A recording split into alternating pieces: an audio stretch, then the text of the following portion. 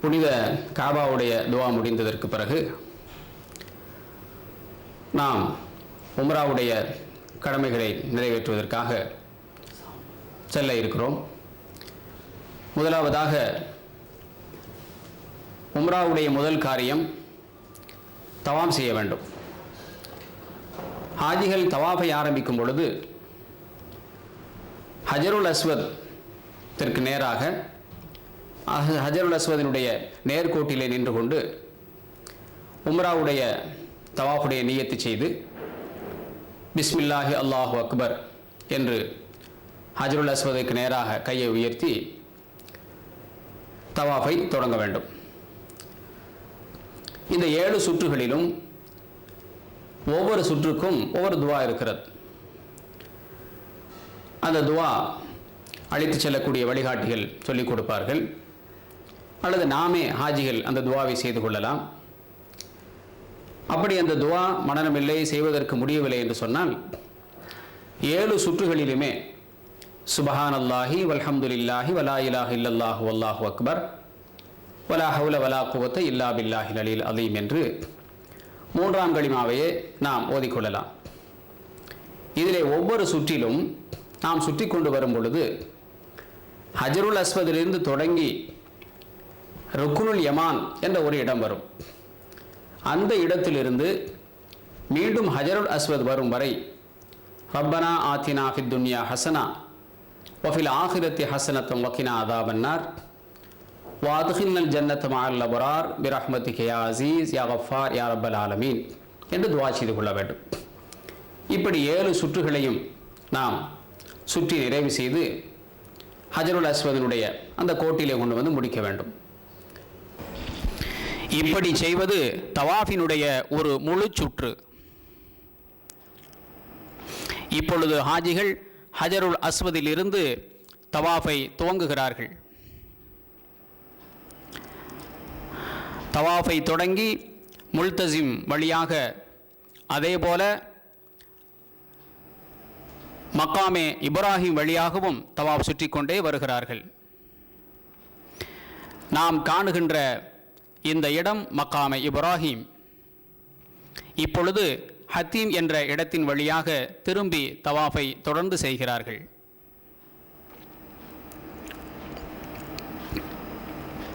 இப்பொழுது ஹாஜிகள் ருக்குனே யமானி என்ற இடத்திற்கு வந்துவிட்டார்கள்.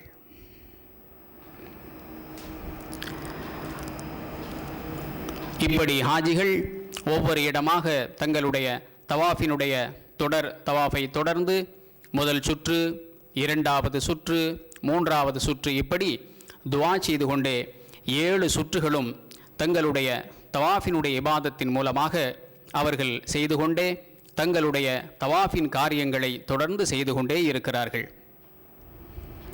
தவாஃபினுடைய 7 சுற்றுகள் முடிந்ததற்கு பிறகு அதன் பிறகு மக்காமே இப்ராஹிம் என்ற இடத்திலே 2 ரக்காத்து நாம் தவாஃபுடைய வாஜிப் தொழ வேண்டும்.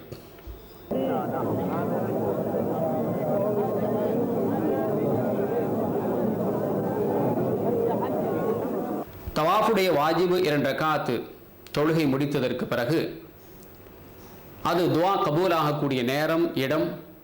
ஆகவே ஹாஜிகள் தொழுகை முடிந்ததற்கு பிறகு நல்ல அல்லாஹ்விடத்திலே இருகரமேந்தி அழுது தங்களுக்காக, மற்றவர்களுக்காக, அதேபோல நம்முடைய நாட்டிற்காக, சமுதாயத்திற்காக இப்படி அதிகம் அழுது அல்லாஹ்விடத்திலே துஆ செய்ய வேண்டும். துஆ செய்ததற்கு பிறகு நாம் ஹாஜிகள் நேராக சென்று ஜம்சம் நீரை, இந்த இடத்துல ஹாஜிகள் ஒன்றை தெரிந்து கொள்ள வேண்டும். அடுத்து சஅய் செய்ய வேண்டிய நிலை இருப்பதால் தங்களுடைய ஒது முறிந்து போகாத அளவிற்கு அல்லது அதற்கு ஒதுவிற்கு இடையில்லாத அளவிற்கு ஜம்சம் தண்ணீரை தேவைப்பட்ட அளவிற்கு ஹாஜிகள் நாம் குடித்துக் கொள்ள வேண்டும்.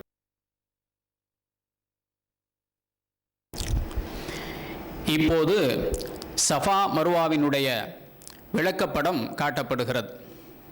சஅய் செய்யும் பொழுது சஃபாவிலிருந்து மருவாவிற்கு வரும் வரை ஒரு சுற்று, அதேபோல மருவாவிலிருந்து சஃபாவிற்கு வரும் பொழுது ஒரு சுற்று. இப்படி 7 சுற்றுக்கள் சஅய் செய்ய வேண்டும். ஒன்றை நாம் கவனிக்க வேண்டும். சஃபாவிற்கும் மருவாவிற்கும் இடையில் இருக்கக்கூடிய ஒரு சுற்றினுடைய தூரம் 450 மீட்டர். உம்ரா காரியத்தினுடைய இரண்டாவது கடமை சஅய் செய்தல். இது சஃபா மருவா சென்று சஅய் செய்ய வேண்டும். அதனால் சஅய் செய்வதற்காக ஹாஜிகள் சஃபா மருவாவிற்கு செல்ல வேண்டும். முதலாவதாக சஃபாவினுடைய மேற்புறத்திலே நின்று கொண்டு 7 முறை சஅய் செய்வதற்குரிய நியத்து செய்து கொள்ள வேண்டும். நியத்து செய்து கொண்டு அதனுடைய அந்த காரியத்தை நாம் சஃபாவிலிருந்து தொடங்க வேண்டும். சஅய் செய்வதனுடைய 7 சுற்றுகளுக்கும் 7 துவா இருக்கிறது. ஒவ்வொரு சுற்றிலும் ஒவ்வொரு துவா இருக்கிறது. அதை நம்மோடு வரக்கூடிய வழிகாட்டிகள் சொல்லிக் கொடுப்பார்கள், நாமும் சொல்லிக்கொள்ளலாம்.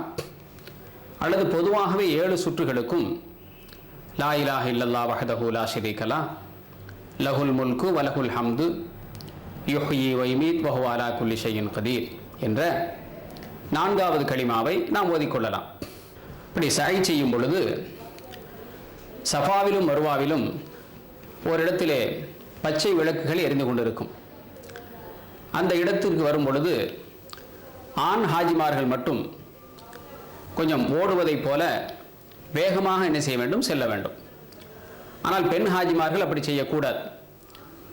நாம் சில நேரங்களிலே பார்க்கிறோம், பெண் ஹாஜிமார்களும் வேகமாக குதித்து என்ன செய்கிறார்கள், ஓடுவதைப் போல ஓடுகிறார்கள். அப்படி செய்வது கூடாது.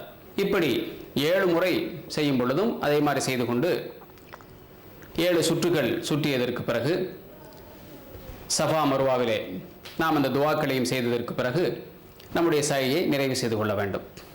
உம்ராவினுடைய 3வது கடமையான காரியம் சஅய் செய்ததற்கு பிறகு நாம் முடி எடுப்பது. இந்த முடி எடுத்தலிலே முழுமையாக அனைத்து முடியையும் மொட்டையடித்துக் கொள்வது ரொம்ப சிறந்தது. முடியும் குறைத்து கொள்ளலாம், இது ஆண்களுக்கு. ஆனால் பெண் ஹாஜிமார்களை பொறுத்தவரை தங்களுடைய அனைத்து முடியிலிருந்தும் ஒன்றாக சேர்த்து 1 இன்ச்சினுடைய அளவிற்கு என்ன செய்து கொள்ள வேண்டும், அவர்கள் முடியை குறைத்து கொள்ள வேண்டும். முடி எடுப்பதோடு நம்முடைய உம்ராவுடைய காரியம் முடிந்து விடுகிறது. அதன் பிறகு எஹ்ராமுடைய ஆடைகளை கணிந்துவிட்டு சாதாரணமாக நாம் இருந்து கொள்ளலாம். ஹாஜிமார்கள் உம்ராவை முடிச்சுட்டு பிறகு ஹஜ்ஜுடைய காலம் வரை இருக்கக்கூடிய நேரத்தை, அந்த நேரங்களை நாம் என்ன செஞ்சிடக்கூடாது, வீணாக்கிடக்கூடாது.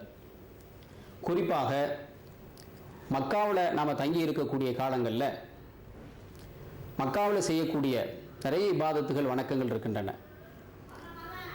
நாம் அடிக்கடி அதிகமாக உம்ரா செய்தல், அந்த உம்ராவை நமக்காக அல்லது நாம் யாருக்காக நாடுகிறோம் அவர்களுக்காக, நம்முடைய பெற்றோர்கள், முன்னோர்கள், மூதாதையர்கள், இதுபோன்று நம்முடைய உறவினர்கள், இவர்களுக்காக நிறைய உம்ராக்களை செய்தல்.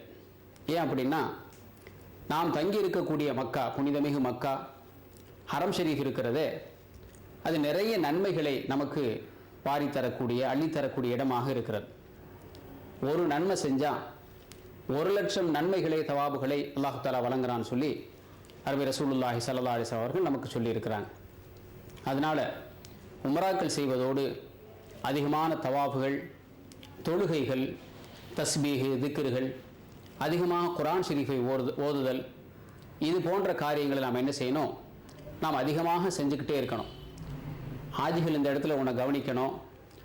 நாம் தங்கி இருக்கக்கூடிய இடம், குறிப்பாக நம்முடைய அல் ஹுசாம் சர்வீஸில் பஷீர் ஹாஜியார் அவர்கள் மூலமாக நமக்கு கிடைச்சிருக்கக்கூடிய இந்த தங்கி இருக்கக்கூடிய இடம் ரொம்ப அற்புதமான இடமாக இருக்குது. அப்படிங்கிறதுனால நாம் அதிகமான நேரங்களை ஓய்வுக்காகவே நாம் பயன்படுத்திடக்கூடாது. ஏன் அப்படின்னா, இந்த இடங்கள் ஓய்வுக்காக இருக்கக்கூடிய நேரமல்ல, இடமல்ல. நாம் முடிந்த அளவிற்கு அதிகமான வணக்கங்களையும், இன்னும் குறிப்பாக நாம் அதிகமாக துவா செய்யணும். நமக்காக துவா செய்யணும். நாம் ஹஜ்ஜுக்கு போகக்கூடிய சமயங்களில் எவ்வளோ பேர்கள் நமக்கு துவா செய்ய சொல்லியிருப்பாங்க, அவங்களுக்காக துவா செய்கிறது, நம்முடைய உறவினர்களுக்காக, நம்முடைய சமுதாயத்துக்காக, நாட்டுக்காக, இப்படி அதிகம் அதிகம் துவா செய்து கொள்வது. ஆக குறிப்பாக நம்ம ஒன்றை விளங்கிக்கிறணும், நமக்கு கிடைச்சிருக்கக்கூடிய இந்த வாய்ப்பை, இந்த நேரங்களை நன்மைகளை சம்பாதிப்பதற்கு, நன்மைகளை எடுத்துக்கொள்வதற்கு எந்த அளவிற்கு நாம் பயன்படுத்திக் கொள்ள முடியுமோ அந்த அளவிற்கு நாம் அதிகமாக பயன்படுத்திக் கொள்ளணும்.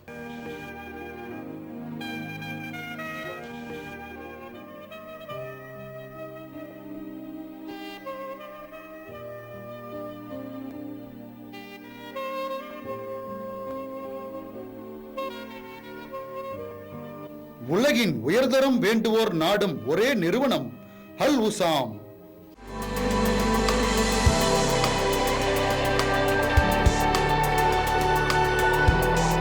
Our expanding and constantly improving network of hotels in Makkah and Medina, together the excellent services and competitive price places us miles ahead of all competitors.